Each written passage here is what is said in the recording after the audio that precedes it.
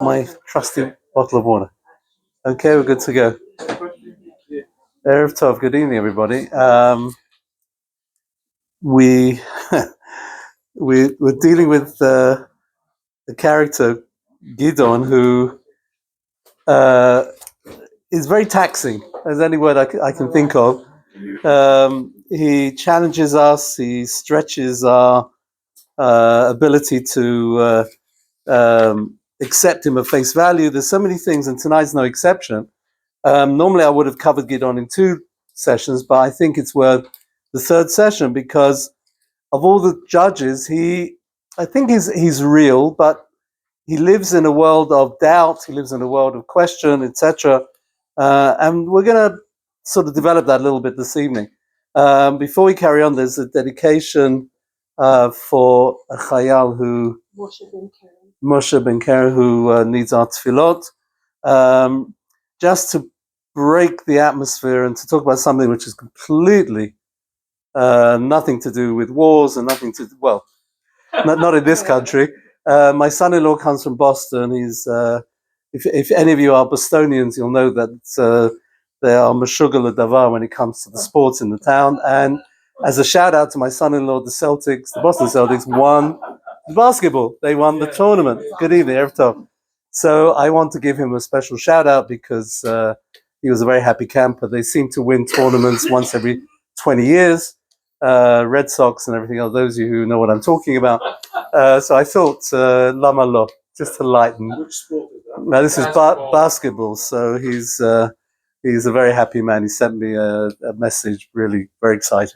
I couldn't generate the same excitement, but you know, that's how it goes. Bostonians are very much a rule unto their own. I leave you to dwell on that thought. We are dealing with Perek Chet, which I've got to give you a little bit of a health warning in advance. It's a very gory, very, very, in fact, Perek Chet and Perek Tet are really, really gory chapters. I mean, Gidon at the end of his life, I mean, he's in the middle of a war. All right. Again, I'm not going to make the obvious comparisons, but, you know, we're learning about a situation of Klal Yisrael in the middle of a war. It just rings in my head a little bit of what's going on at the moment.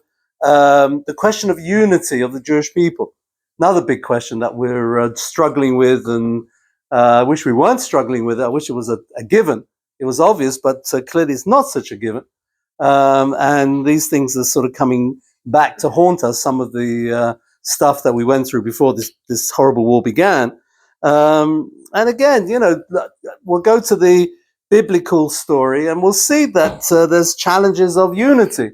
Gidon comes from the tribe of Manasseh. The tribe of Manasseh is obviously part of essentially the tribe of Yosef, but it's split into 2, Manasseh and Ephraim. And because Ephraim got the bracha over Manasseh, Ephraim seems to get the preferential treatment. So along comes Gidon from the tribe of Manasseh, and he feels, for want of a better word, remember we saw this at the beginning, I'm from the poorest family of the poorest tribe, and you know they especially in Ivrit Aflaya, he feels a little bit discriminated against. So in order to stick up for his people, to sort of support his tribe, he's going to do stuff which is going to really give us a little bit of indigestion. I hope you've had your dinner. At least it's not going to be too bad, the indigestion, but it's going to make us really. We're going to struggle with this. Another thing about Gidon, which is something we've mentioned before, the Ralbag said, "Ma'amin ve'ima'amin." He's a believer and he's not a believer. And all the way through the story, Gidon is always looking for signs. Hashem, send me a sign. The fleece, the tal, the dew on the fleece, and it's on the fleece and not on the, all of that stuff. And then eventually the 300 become the army as opposed to 32,000. And all of this stuff is happening to Gidon in order to satisfy the fact that Hashem is with it, and he should have no doubts. And yet, in chapter 8, what we're going to see is something extraordinary.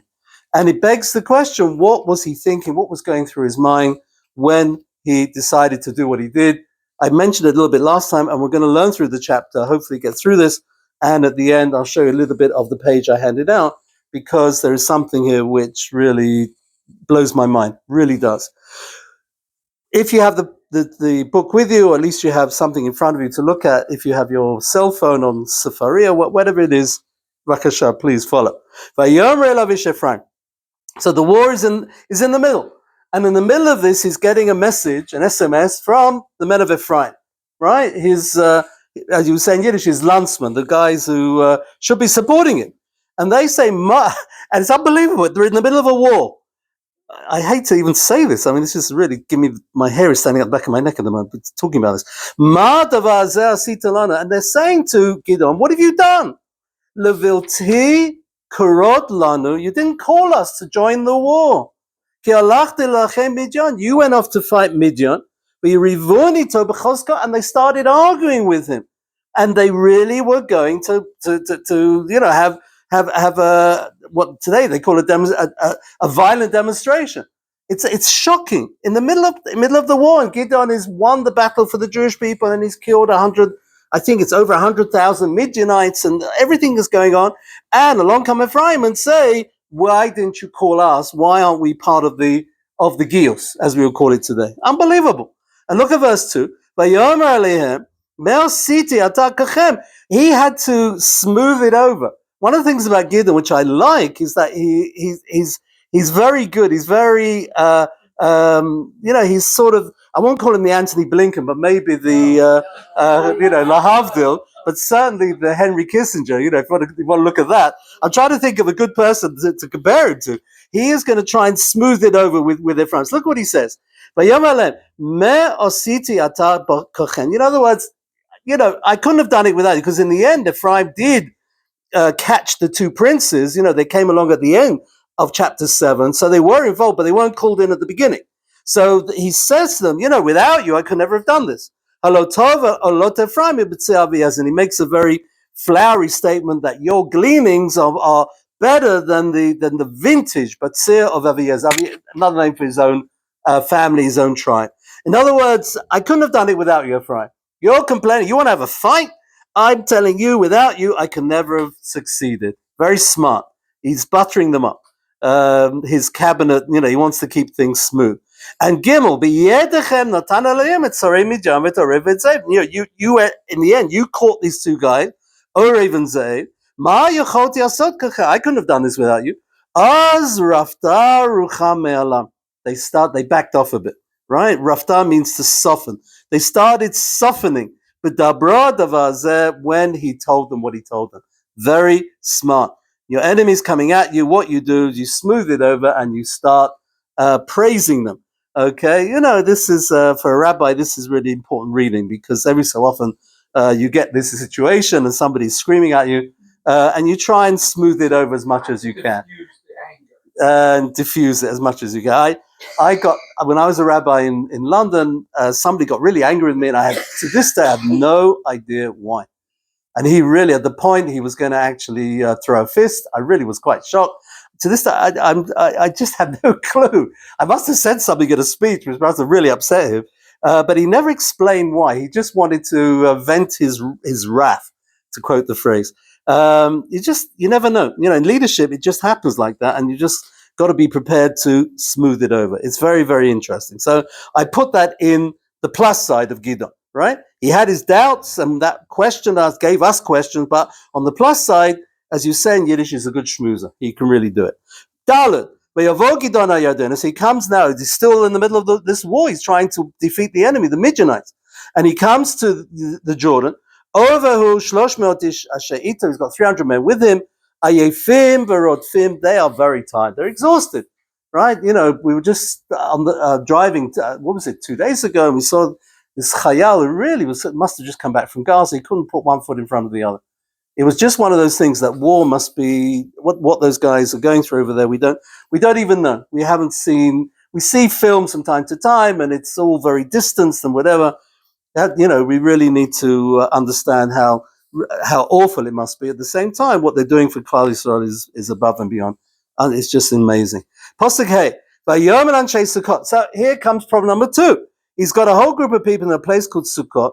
Now they're actually living on the other side of the Jordan, according to what the map I have in this book. So they are part of the 2.5 tribes, essentially 2.5 tribes that that it's a city which is connected to Israel. It's Jews, but it's outside the boundary, but it's part of the extended boundary of Israel. Tanuna kikrot lech, and he asked for some bread. You go to the guy over here, any of the bakeries over here, and you say, you're here with the army. They'll give you their bread. They'll gladly give you the bread. And it's 300. And it says La Amashe Baragline, he wants to feed his men. They're exhausted. I'm not here to get a free lunch. I'm here because we're chasing the enemy, the kings. This again is so important, to catch the leaders of the enemy. Right? This is something which I think next couple of weeks, I hope that we'll see that, because that will be very significant, and let's pray that we can do that. So he says, I'm chasing Zevach and Salmona, Malchei Midian, the kings of Midian. I want to get them. I want to catch the enemy. Can you help me? And again, I just don't understand this. Vayomer Gidon lechem b'teit Hashem et Zevach Salmona b'yadi. What happened was, just missed out the pasuk vav. Vayomer sarei Sukkot hakav Zevach et Salmona atar b'yadech. Have you caught the enemy? Can you show me their head or their body or whatever? That will give you bread. In other words, we are not going to give you one grain of bread, one slice, nothing. Not even the leftovers from Shabbos, nothing. Unbelievable. So Gidon, and Gidon is very angry, as you can imagine. When I catch the two leaders of the enemy, I told you it's violent. He says, I'm going to thrash you, your flesh, with thorns. I mean, it's shocking. He basically says, you have rebelled against the leadership. He considers himself essentially like the king, in the sense that you can't rebel. There's a concept called mored b'malchut. You're not supposed to rebel against the leadership. And he has, in this case, seen the people of Sukkot rebelling, and he says you're going to get a very serious punishment. Now they're not worried, because 300 men exhausted, they probably don't think he's got a chance in whatever to catch the enemy. But of course they don't. There's something going on here. They're not quite with Gidon. And he goes to another place, there on the corner, it's so shocking, because one of the great things that's come out of the last 8 months is the fact that Klal Yisrael, the sense of help and chesed is overwhelming. And one of the big messages of chapter 8, which is so shocking, is that chesed was not an issue in their world. They didn't see the concept of chesed as being important. In fact, it doesn't rate whatsoever. You'll see by the end of the chapter, it says, Lo asu chesed. They didn't do chesed. As I spoke last week on the Book of Ruth, the whole thing of the Book of Ruth is tikkun. Because what's happening is, this is a world of tribalism which has gone out of control. It's all my stuff. My tomatoes are not your tomatoes, and my cucumbers are not your cucumbers. And the bottom line of it is that if you want something from me as an act of chesed, I'm not interested. I don't want to know. And this is not a Jewish world that we recognize, certainly not in the 21st century, right? It's just shocking. It's so shocking. And Penuel are even more extreme than Sukkot. Look at verse 8. And he asked the same request, and they gave him a response. The same way of the men of Sukkot. And he said to them the same thing. And Gidon said, you don't want to help me, you're going to be in trouble. When I come back, after we win the war, I mean, this is scary world in Israel, in the biblical Israel. Right? At least today, I don't think we can, put this claim on anyone that when they're asked to help, that they haven't contributed, they haven't been involved. And yet, look at this world that we're talking about here. It's really frightening. You don't think it's happening now? I pray to God that it's not happening now. I was teaching today about Eliyahu, and Eliyahu Novi gets complained to by Hashem for not supporting Am Yisrael. Why is the war cabinet? Well, I don't want to get into that. As I said, I'm leaving all the echoes of the 21st century in the background here, because I want to stay with this story. But you know what? It's very worrying. I've got to agree with you. All right, look at you. Fantastic story. V'zevach v'tzalmuna. What great names these guys had. Orev, the Raven and the. It sounds like something from the WWE, if you know what I'm talking about, which I hope you don't. But it's something from my days in the States, which I never saw it, but I heard about it. So these two guys are in a place called Karkor, which is Midian. It's going down the bottom of Jordan towards Saudi Arabia. It's on that side of the country, of the Middle East. They still got 15,000. They've been diminished. They were slaughtered, sort of hand over fist. But they've still got 15,000 soldiers. Anyone who was left from that coalition that came before. How many died? It's unbelievable. The numbers are really mind blowing. Imagine what the BBC would do with this. 120,000. Ish sholev charev, people carrying the sword. They were killed, right? And women and children, and all the. Right, yeah, is it what the parish will be added? The terrible Jews, Yudala. But it's again, I'm leaving all these echoes, but it's just as I said. Every time I'm reading this today, and I'm getting the shivers. But Gidon. So what did Gidon do? He had a plan, and he's a very good strategist. He went derech hashchunei baalim. He found a whole group of people. What nowadays we would call Bedouins, right? They're living in tents. Mikedem lenovach to the east of this particular place of these two places, and he snuck through their camp in order to get to the 15,000 Midianites. And he slaughtered the camp, which was protecting the Midianite, and they thought they were safe, and they weren't. Right, and let's pray that this is the outcome in so many other places that they. What did he do with the guys in the tents? Sorry, what did he do with the? With the guys in the tents, he just stuck through their tents. Yeah, he snuck. Yeah, he seems to have just used it as a subterfuge to get to the enemy. Right? Maybe they were supporting the enemy, and maybe they also, were in the end they were also part of the destruction. That's what I think happened, but it doesn't say clearly what happened to them. But certainly he used it. He was very good he learned that, with 300, you've got to use every possible tactic to defeat the enemy. But look what happened, you'd bet. So these two guys realize that they're in trouble. They run away. And he's chasing them. And again, it just, the names are repeated over and over again. So you shouldn't think that this was sort of stand-ins or whatever, or people who are not important. These were the real deal.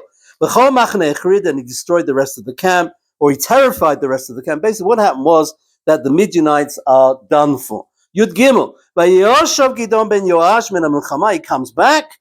Mima'alei hecharas, from a place called Ma'alei Charas, or some say Charas means the sun. It's a Lashon Shemesh. It's when the sun was still high in the sky. And he now has to settle scores, right? When he said to the people of Penuel and to the people of Sukkot that you're in trouble if I come back with the enemy dead, then they didn't take him seriously. They now have to take him seriously. Listen to the unbelievable story. I told you, this is violent. It's gory. My ninth graders used to love this stuff. They really loved it. He found a lad wandering around from Sukkot, and he asked him, can you tell me the address of the leaders of the town? So he wrote it all down, who the leaders are. Shivim v'shiva ish, we're told 77 men. The number, I don't know. Is there any significance in the number? I'll leave you to think about that. Yud Tedvav. It's such a great story. He came to the men of Sukkot. And Gidon said, guys, I'm back. And of course, it's their worst nightmare. Look who I've got here in handcuffs over here. I've got Zevach and Salmona. Asher heraftem, and you mocked me. Leimora kavzer Salmona, that you wanted to know had I caught the leaders. Atabi adecha, you asked, have you caught them? And of course, now I can show you I have. You didn't give the people bread. Now, he said the elders of the city are responsible. Wow, the responsibility. This is another issue which is going on. The fact that you looked and kept. I'm just going to say this. I don't really want a reaction, but the thought to me of anyone keeping hostages in their home and then complaining where the home gets destroyed and everyone around who knew there were hostages, they also get destroyed.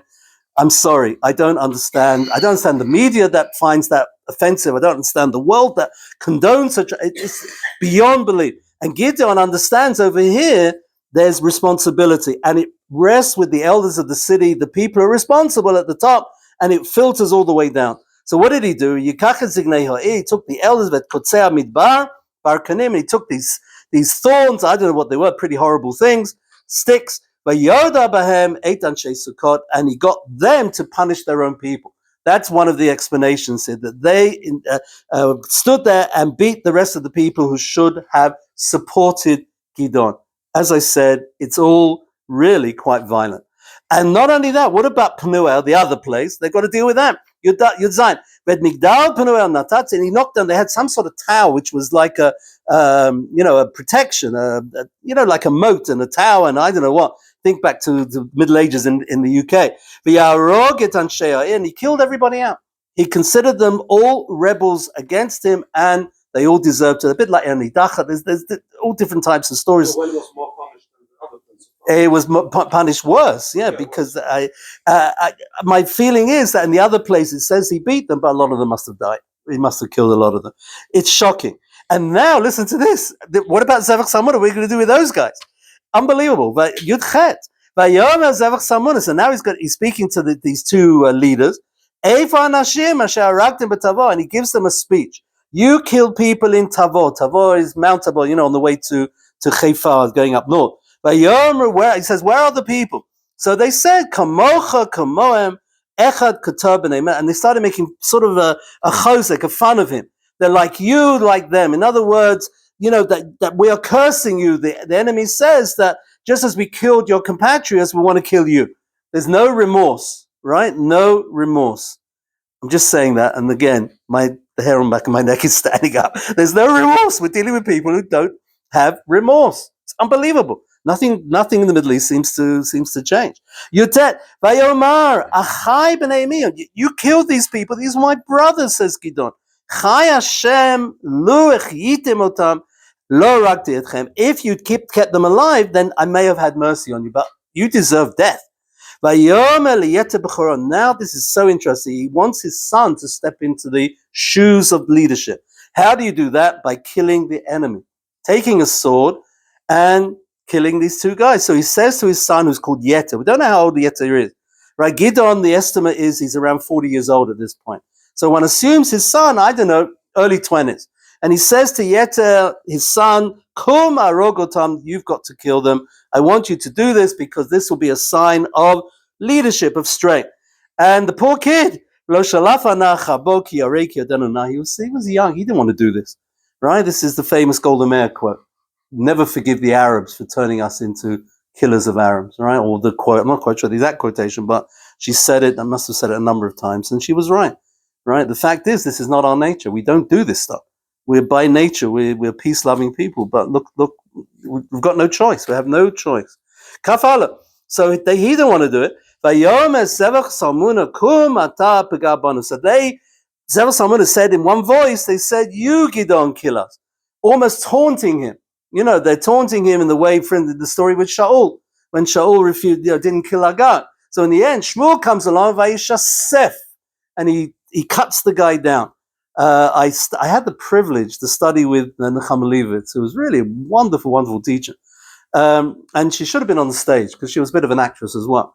And when she taught the story of Shmuel killing Agag, she says that in Hebrew, the word sometimes has what we call in English, I've forgotten how she called it in Hebrew, she said it's the equivalent of onomatopoeia. That means the word sounds like the action is taking place. Vayishasef means the sword is cutting the air. Oh gosh.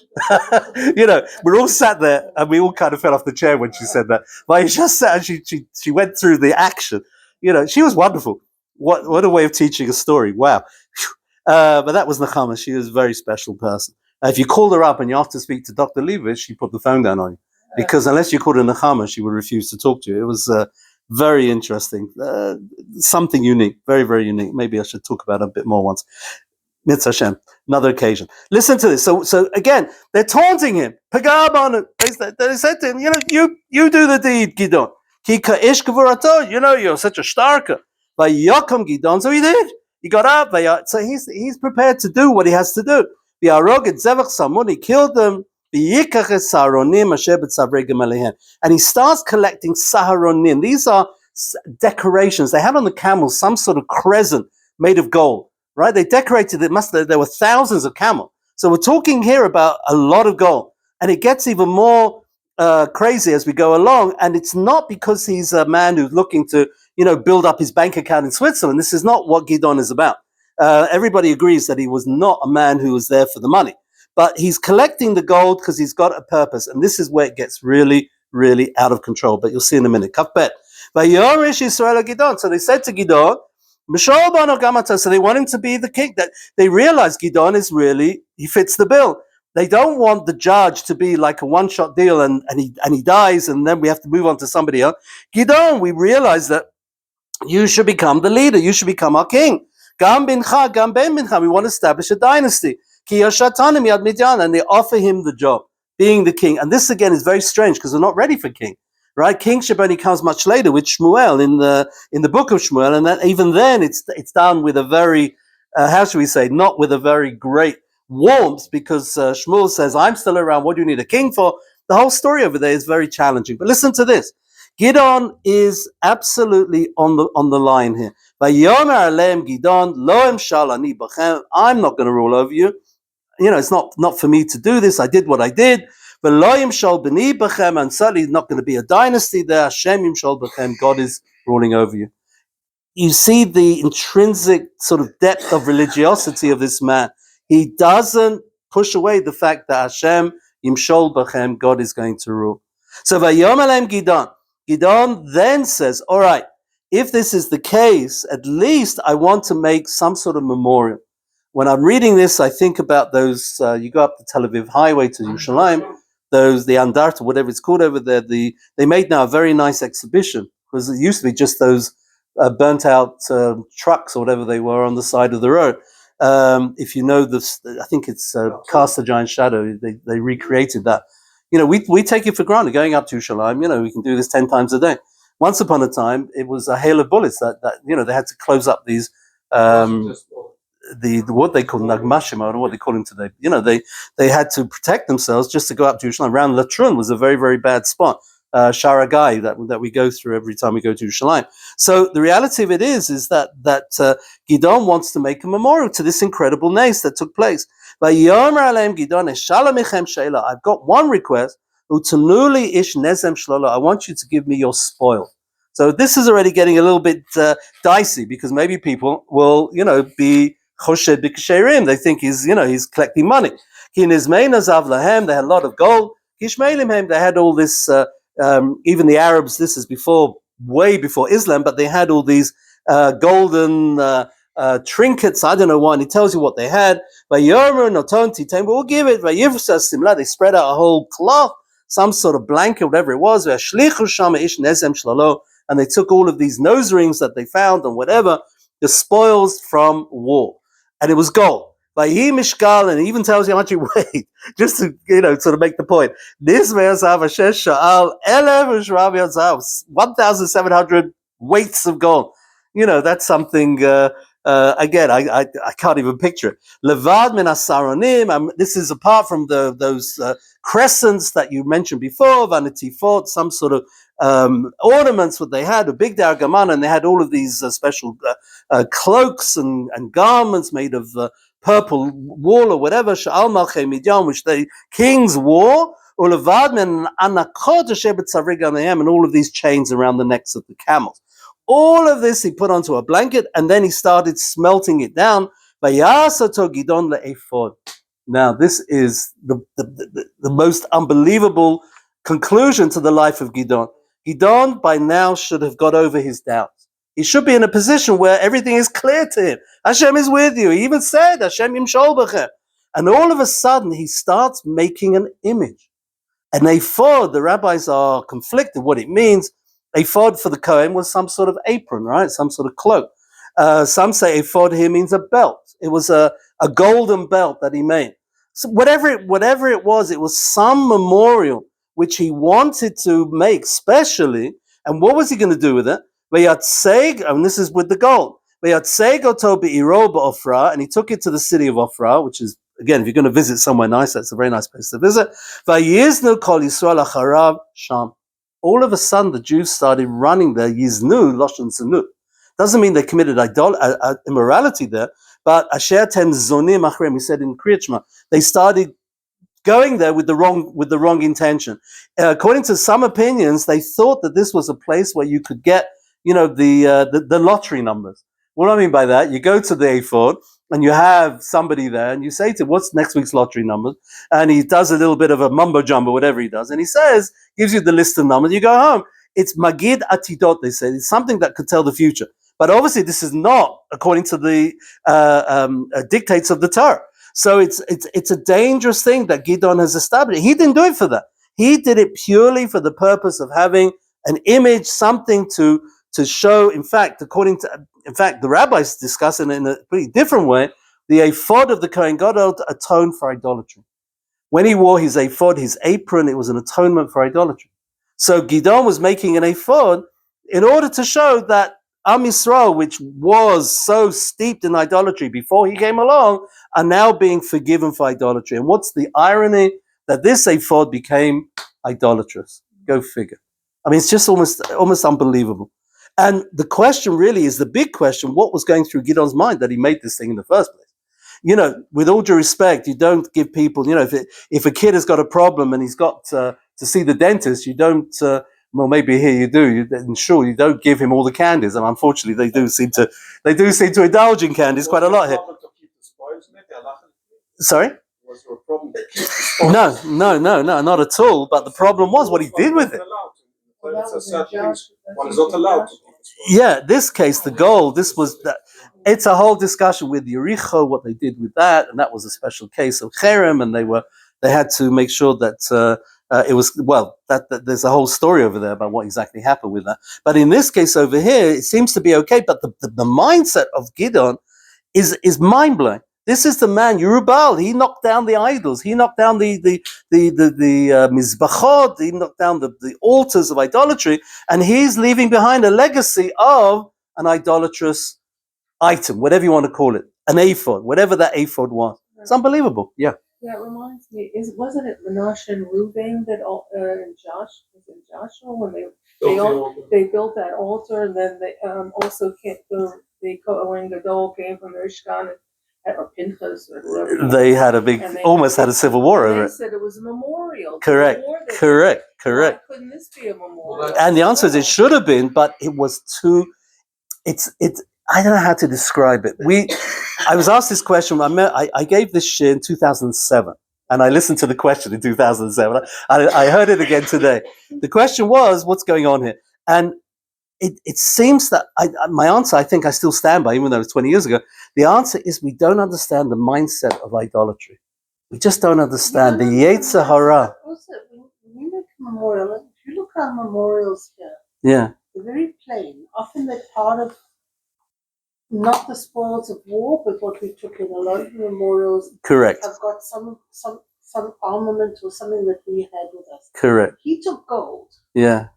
Right, so that is a dangerous thing to do. Bling.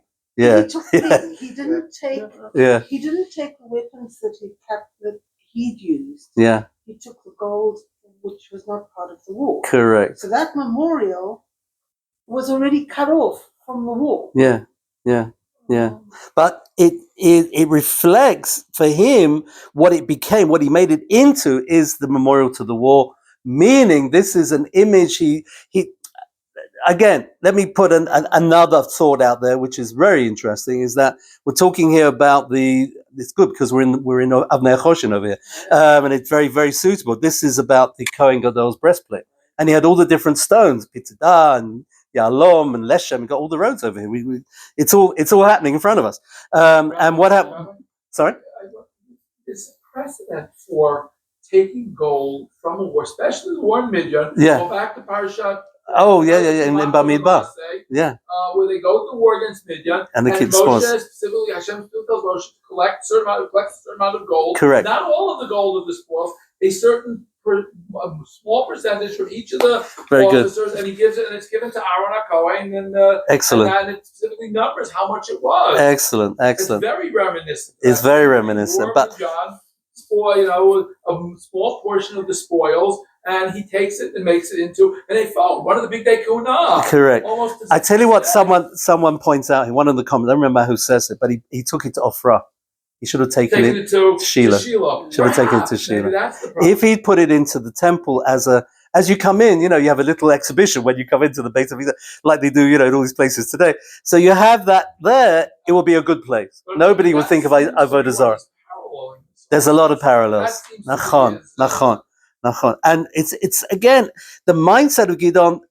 Some argue that because the breastplate did not reflect the tribe of Manasseh. We're back to what we said at the beginning. Manasseh was not there in the breastplate in the name, right? It wasn't reflected in the names. Whether Ephraim was reflected, some say it was Yosef, but it was more towards Ephraim than it was towards Manasseh. The bottom line is that Gidon was trying to protect the honor of his tribe. So in order to protect the honor of the tribe, what do? You make a memorial, which is like an ephod, which reminds you of the Kohen Gadol's cloak or whatever he wore, with the breastplate on it, which would reflect the fact that Manasseh, he was sort of making a statement in fact, Gidon, that Manasseh, although he's not there, Manasseh is represented as part of the Jewish people in terms of what the Kohen should be wearing or what the Kohen should be proud of, and we should be proud of Manasseh as much as we are of everybody else. The problem is with all of these calculations of Gidon, he doesn't go beyond, as you say, he doesn't look further than his nose. What's going to be tomorrow when he's not around anymore becomes idolatrous. The rabbis say it's like the snake. Remember the whole thing with the snakes that they had a problem with. So you made nechash, you made it out of copper. And they held it up, and everybody saw it, and they started davening to Hashem, and the snakes went away. What happens to this snake? In history, it gets to this, it's preserved. And then it gets to the time of, it's Chizkiyahu, Amelech, King Chizkiyahu, and they have to destroy it. Because the people are worshipping the snake as an image to be worshipped, right? The mindset, as I said before, the mindset of idolatry is so hard for us to comprehend. And Gidon should have known this because he lived in that world. So he's left behind a legacy which is, by definition, going to go bad. And the Pasuk says so. Look, we didn't finish the verse. Verse 27. It became a mokesh, which means a snare. It becomes a blot on his legacy. It's unreal. We'll just finish the chapter, and I just want to literally look at the last paragraph of what I gave you. I can't go through the whole thing, but it's just interesting. We just finished the chapter. This finished off the Midianites once and for all. 40 years after Gidon, it was quiet. These are numbers, as I said a few weeks ago, we dream about. That there'll be no wars, for 40 years in Israel. Wow. This is another issue with Gidon at the end. He decides, as we used to say in America, he decides to retire to Florida. The equivalent of going home and, he's got his slippers, his pipe, and he is checked out and he retires from politics. This is what he did. And look what he did. Unbelievable. And he decided to propagate a whole generation of Jews. And he had 70 sons. Wow. And again, it's a critique because he's bound by certain rules of how many wives. If he's considered to be like a melech, he's got the limit of 18. He's gone for who knows how many wives. And not only that, he had a plegesh, he had a concubine, however you want to translate it. Yodalo Gamhi Bain, she also produced a son. So this is son number 71. But Yosim, he had his own minion, he had his own Sanhedrin. But Yosim et Shema Avimelech, and he called the son Avimelech. That's bad news. Because this Avimelech in chapter 9, Oy vavoy lana. Yes. At first, when they wanted him to become king, he refused. Yeah. And then he became like a king. Yeah. At the end. Yeah, he's living on the the expression in Tanakh, Posech Hashtei Sifim, he's sitting on the fence. He doesn't want it, but at the end of the day, there's a certain element within him which seems to, I wouldn't say relish it, but there's something that he likes the attention. right? He doesn't mind being the subject of discussion. As I said, I'm out to lunch at the end about what I'm going to write on his Matsever. We don't know where his Matsever is, but I don't know what I'm going to say about him. I'm going to say he was a believer, but he wasn't a believer. He was a good guy. He won wars, but at the same time he had doubts, and he left behind such a legacy, which was such a problem. What am I going to say? It's not easy to decide what the legacy is going to be. I always loved asking that question in college. What would you write as an epitaph? I always did that about Shimshon. What will be the epitaph of Shimshon? Mitzvah Shem will come to that in a few shiurim's time. But I would say the same question about Gidon. What would be the epitaph? What would you write? In your obituary in the New York Times. What are you going to say about it? I don't know. It's very complicated to get it right, to get the balance. We're just going to finish the chapter. Vayomad Gidon ben Yoash b'Seivat Tova, and he lived at good old age. Vayikaver b'Keva Yoash Aviv. He's buried next to his father Yoash. Remember, his father was the idolater, but obviously one assumes that there was an element of tshuva. But Ofra Aviyazim was buried in Ofra. And here comes the bombshell. Vayikashem met Gidon. Once Gidon has died, Vayoshuva b'nei Yisrael v'yiznach Balim. They started going after the Baalim, after the idolatry. In fact, according to what some of the Mefarshim say, this already started while he was still alive. He just ignored it.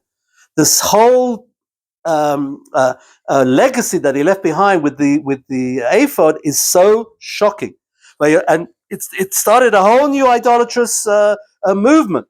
Even a title of the idolatry, which was known as Baal Brit, some say it was the Baal Zavuv, mentioned later on in Tanakh. They used to worship flies. Plenty of flies in Israel, so I guess that doesn't, that sort of fits into the climate over here. And Lamadala v'lo zochru b'nei Yisrael Hashem Eloheim hamatzil otam miyad kol oivei misaviv. They started forgetting Hashem, and here it is, Pasuk Lamed Hey, the key to me, it's the whole book of Shoftim. V'lo asu chesed im beit Yerubal Gidon k'chol hatova she'asam Yisrael. There was no chesed. It was a Jewish world. Which, the tripod, al-Torah, avodah, you had Torah, you had the oral tradition, avodah, you would have had the Mishkan. What's the third leg of the tripod? Gemilut Hasadim, and it wasn't there. The tripod is 2 legs and not 3. This one over here, if the third leg was missing on this particular stand, the whole thing would fall over. And this is a problem. This is what seems to be going on over here. No asu chesed. And as I mentioned last week with the book of Ruth, in the Christian Bible, I mentioned when you go stay in a motel, right? You find in the drawer, you always find the Gidon Bible, and I always look at it because it's so interesting just to see where they put different books. So the book of Ruth is put right next to the book of Shoftim. In the Jewish Bible, we don't. We put the Megillot as a separate section, right? According to the way we read them during the year. But in the Christian Bible, it's right next to the book of Shoftim because it is at the time of the Shoftim. Whether you say it's the time of Boaz, Ibtzan, that's a whole discussion. But why I think it's so significant, and I like the placement, is because the book of Ruth is the antidote. Because what is the book of Ruth all about? It's about chesed. It's about a world where we learn the rules of chesed from the most unlikely person, in a way, Ruth, coming from Moab. Moab was, when the Jews asked for bread, like over here, the same story, Moab said, get out of here, we don't want to give you anything. And Ruth comes out of that world and she becomes the paragon, the virtuous Baalat Chesed that we love so much. And that's something which, again, the book of Ruth is the antidote, is the cure, is the refuah for this makkah. And it just tells us again how important Chesed is at the time that we've lived through in the last 56 days. Chesed has been such a central feature of what's been going on here. It's breathtaking. And that's something that you won't hear on CNN and you won't hear on BBC, but thank God we know this. We know it because it's in our kishkas, it's in our heart. And it's something very special. I just want to share with you very briefly, because we ran out of time. I just want to share this last paragraph. This is taken from the Sefer, which I've been using, by Yitzchak Levi, a very wonderful teacher who passed away very young. He was in his 50s. He was a teacher at Chorev in Yerushalayim. And he tries to deal with this whole question. In the end of the day, was Gidon so naive that he didn't understand the power of idolatry? And he asked it, it's on the left-hand side, 2, 4, 6, 8, 10. It's about 15 lines up. We've just got to consider, it's about the third paragraph from the end on the left-hand side. Let's just think about it. Lo ne'emar v'hu shafat et Yisrael, ne'emar b'sha'as shoftim. Af al pi It doesn't emphasize that he was a judge in the way it says about the other judges. Bikesh Navi Kotev Sefer Shoftim, the author of the book, which is the prophet Samuel. He seems to want to tell us, in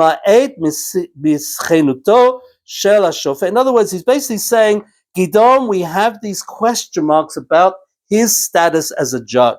Look at the next line, underline. Umar garam lo shelo yireta sakana. In the end of the day, it was dangerous to leave behind such an image. Why didn't he get it? Why didn't he understand this? And it became a stumbling block for everybody. In the end of the day, Gidon, he wasn't a fool.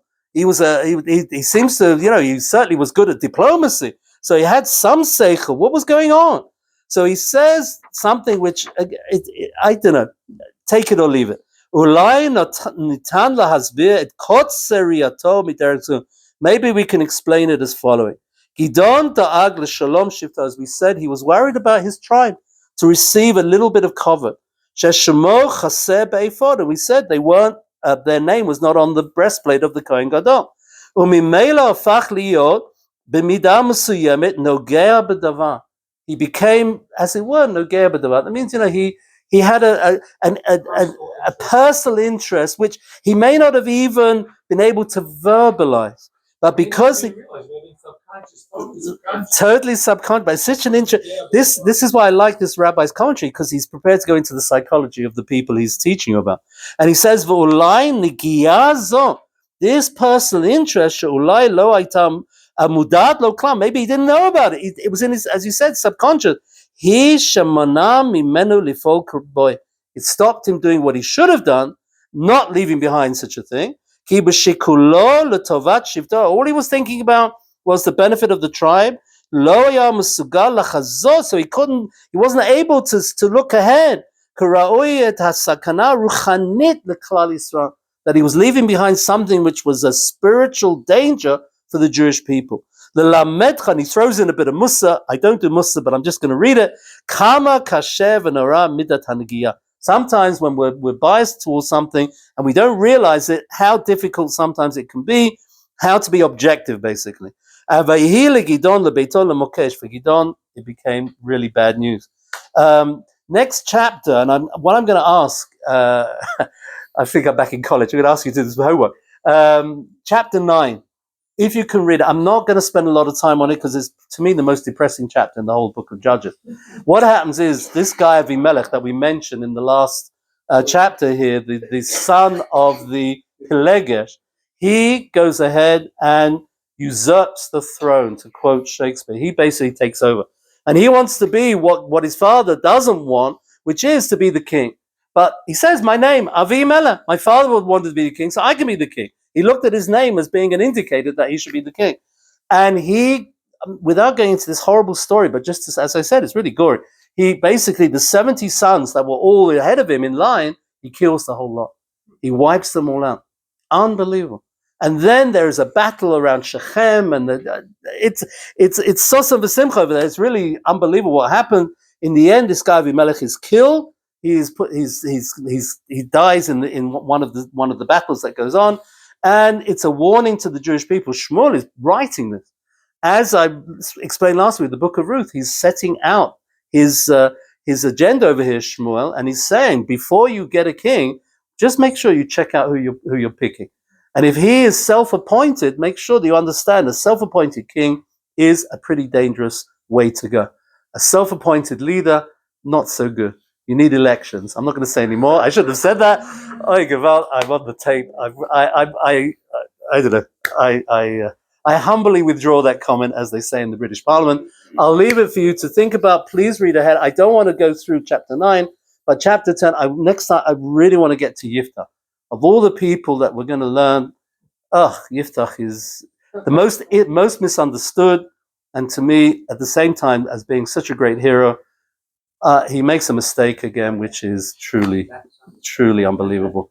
To be continued. Thank you, everybody. Thank you for coming.